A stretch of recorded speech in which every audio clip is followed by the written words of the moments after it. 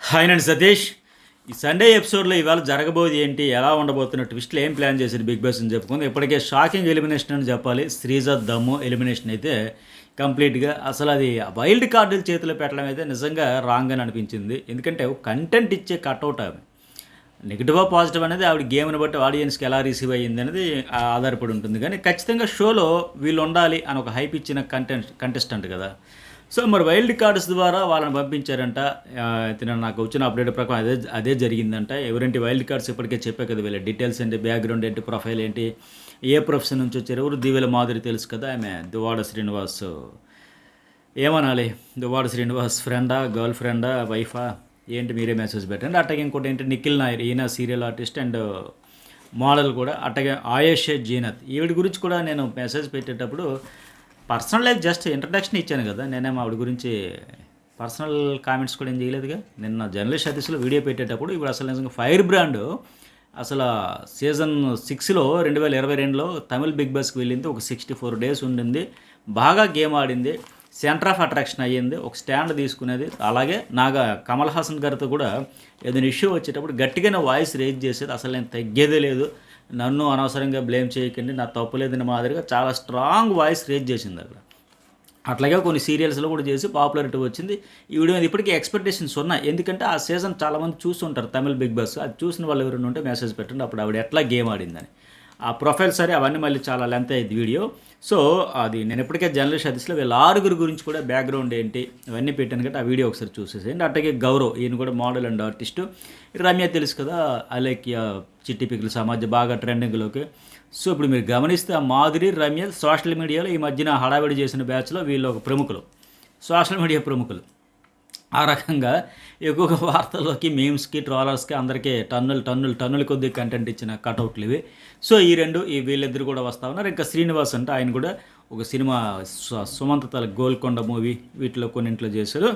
అందులో పెద్దగా మంచి క్యారెక్టర్ పడింది, ఇంకా పేరైతే పెద్దగా రాలేదు. సో వీళ్ళైతే రాబోతున్నారు కదా.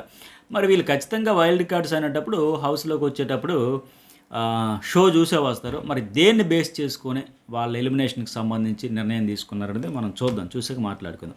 అయితే ఈరోజు ఎట్లా ప్లాన్ చేసినట్టు బిగ్ బాస్ కూడా ఎంట్రీ టైంలోనే ఈ రమ్యకు ఫుడ్ ఇచ్చి లోపలికి పంపిస్తారంట. ఇష్టమైనోడికి తినిపించుకో, ట్రాక్ సెట్ చేసుకో అనే కాన్సెప్ట్ కావచ్చు. అందుకే ఎందుకంటే గత సీజన్లో కూడా ఇలాగే ఒకరిద్దరు అమ్మాయిలకి బిర్యానీ చేతికిచ్చి ఫుడ్ ఏదైనా ఐటెం ఇచ్చి పంపించి అట్లా చేసేవాళ్ళు కదా. మరి ఇప్పుడు కూడా ఆ అమ్మాయి జస్ట్ 22 years ఏమో కదా, యంగ్. సో అయ్యి ఉండొచ్చు మరి ఇలాంటి కాన్సెప్ట్ ఏదో ఒకటి ఫస్ట్ నుంచే తినిపించాలి, ఇవన్నీ ప్యాంపరింగ్లు, కేరింగ్లు, ఇవన్నీ ఒక రకమైన కంటెంట్ వస్తుంది కదా, ఆ కాన్సెప్ట్ అయ్యి ఉంటుంది బిగ్ బాస్ది.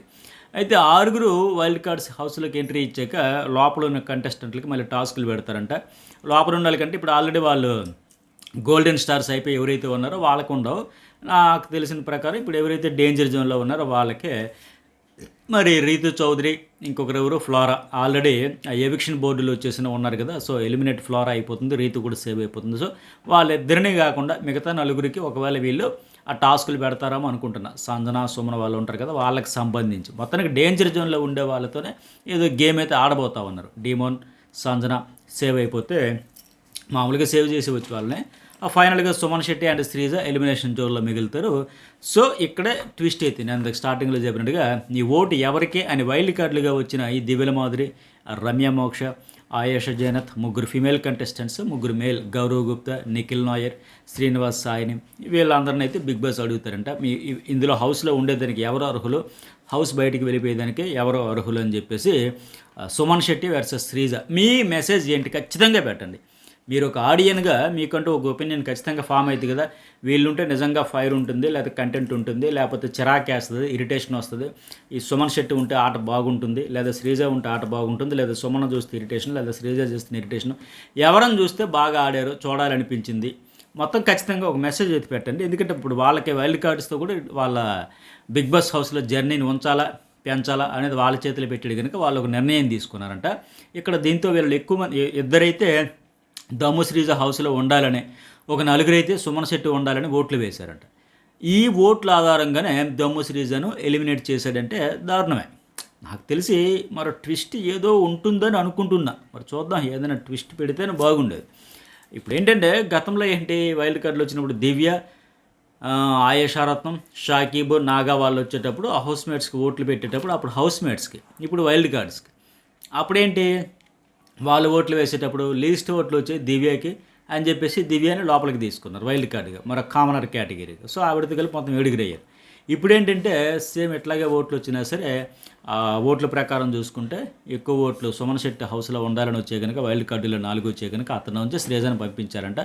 ఈ ట్విస్ట్ ఏంటంటే ఇమాన్యుయల్ చేతిలో పవరస్త్ర ఉంది కదా, ఈ టైంలో వాడించేందుకు ఖచ్చితంగా హోస్ట్ అయితే ట్రై చేస్తారు. మరి వాడాడా లేదా అనేది కూడా ఇక్కడ ట్విస్ట్, అది ఎట్లా ప్లాన్ చేస్తాడు ఏంటి అనేది. అలాగే టాస్కులు కూడా ఈ డేంజర్ జోన్లో ఉండే వాళ్ళకే పెట్టడం కూడా ఏంటంటే మరొక అవకాశం ఇద్దామని, మరొక అవకాశం చివరి ఆఖరి లాస్ట్ అవకాశం అనే మాదిరిగా ట్రై చేస్తుంటారు. సో ఇది అయితే శ్రీజ ఎలిమినేట్ అయిపోతే హౌస్లో ఏంటంటే ఒక కళ్యాణ్ మాత్రమే బాధపడతాడు. ఎందుకంటే ఫస్ట్ నుంచి అగ్ని పరీక్ష నుంచి వీళ్ళు ఒక ఫ్రెండ్గా మనం చూసాం కదా, కెప్టెన్ అయ్యేటప్పుడు కూడా చాలా హ్యాపీ ఫీల్ అయిపోయింది. అయ్యమ్మే అబ్బాయి మనం సాధించారో మనం కూడా అవుతారో మాదిరి ఆ టైప్లో ఫుల్ హ్యాపీ ఫీల్ అయింది. కాబట్టి అతన్ని నిన్ను నేను కెప్టెన్ చేస్తానని ఒక హామీ ఇచ్చింది. వాళ్ళిద్దరు ఒక ఫ్రెండ్లీ అండర్స్టాండింగ్తో ఉన్నారు కనుక సో ఖచ్చితంగా అతడైతే బాధపడి ఉండొచ్చు. ఎందుకంటే కామనర్స్లో మిగిలింది కూడా ఈ ఇద్దరే, దివ్య కామనర్ కానీ వైల్డ్ కార్డ్ కనుక. ఇక మిగతా వాళ్ళందరూ అంటారా, సంజనాకి హ్యాపీ, ఆ బాబోయ్ ఆ ఇరిటేషన్ వాయిస్ నేను వెళ్ళలేను ఆవిడ డైరెక్ట్గా ఎన్నోసార్లు చెప్పింది కనుక ఆవిడ ఫుల్ ఖుషి. భరణి కూడా చాలా హ్యాపీ. నేను అప్పటికీ సిరీస్ అనింది, చూసారా సార్ తను చేసిన తప్పు నన్ను అంతలా విసిరేయడం అనే తప్పు అని తెలిసినా సరే మళ్ళీ నాకు కనీసం ఇంతవరకు ఒక సారీ కూడా ఎక్స్పెక్ట్ చేసిన తప్పు లేదు. అక్కడ హట్ అయినప్పుడు ఫిజికల్గా అంత ఫోర్స్కి విసిరేసినప్పుడు గేమ్ ఓకే, ఆ గేమ్ని ఆవిడేం తప్పు పట్ల, విసిరేసినందుకు ఏం తప్పుకు పట్టలేదు. కానీ ఆ విధానం మరీ అంతగా విసిరేసి ఆ తీసేయాల్సిన టాస్క్ అది. అక్కడ తన పాయింట్ తనకు ఉండొచ్చు, తన ఆప్షన్స్ తనకు ఉండొచ్చు, తన దోస్తులు కాపాడుకోవాలనే ప్రయత్నం అయితే కావచ్చు. కానీ నేను హట్ అయ్యాను అన్నప్పుడు కూడా చెప్పు ఉండాల్సింది ఊరికే. అలాగే ఇంకోటి ఏంటి, భరణికి హ్యాపీ, సంజనాకి హ్యాపీ, రీతు చౌదరికి ఇంకా హ్యాపీ, ఇంకెవరికి హ్యాపీ శ్రీజ వెళ్ళిపోతే. సో ఆవిడైతే వచ్చేసింది కదా. ఇక నెక్స్ట్ వన్ ఏంటంటే గేమ్ చేంజ్ ఎట్లా ఉంటుంది, వైల్డ్ కార్డ్స్ వచ్చిన తర్వాత ఖచ్చితంగా గేమ్ చేంజ్ అయితే అవుతుందని ఎక్స్పెక్ట్ చేద్దాం. ఎందుకంటే వీళ్ళ బేస్ చేసుకుని వీళ్ళు వర్సెస్ వాళ్ళు నామినేషన్లు పెట్టినా సరే ఈ వైల్డ్ కార్డులు ఫస్ట్ వీక్ అయితే నామినేషన్ చేయకూడదు అని పెడితేనే బాగుంటుంది. లేకపోతే ఏమవుతుంది, మళ్ళీ ఇప్పుడు దివ్య వచ్చి 2 వారాలు అయిపోయినా మేము 3 వారాల సీనియర్స్ము, మాకే ప్రయారిటీ ఇవ్వాలి, మాకే కెప్టెన్సీ ఉండాలి అని పక్కన పెడాలి.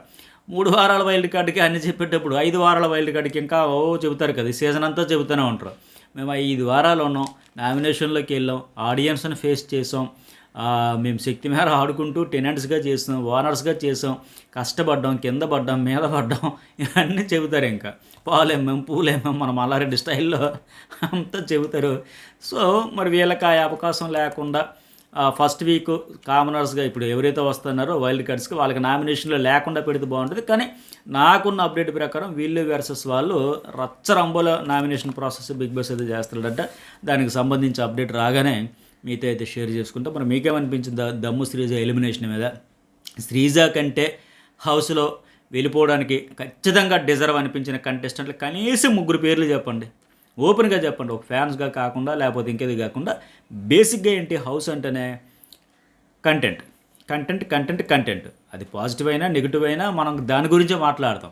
అసలు ఏదో ఒకటి ఉంటే కదా మనం మాట్లాడడానికైనా చూడడానికైనా ఒక ఒపీనియన్ ఏర్పడడానికైనా. అసలు ఏది లేకపోతే ఇంకెందుకు. సో శ్రీజ కాకుండా కనీసం 3 పేర్లు అయితే పెట్టండి. ఎవరెవరి పేర్లు ఎంతమంది పెడతారు నేను చూస్తాను, మెసేజ్లు కూడా చూస్తాను. మరొక స్పెషల్ వీడియో కూడా మాట్లాడుకుందాం. మరి వీడియోకి ఎంతవరకు లైక్ చేయండి, సబ్స్క్రైబ్ చేయండి. ఓకే.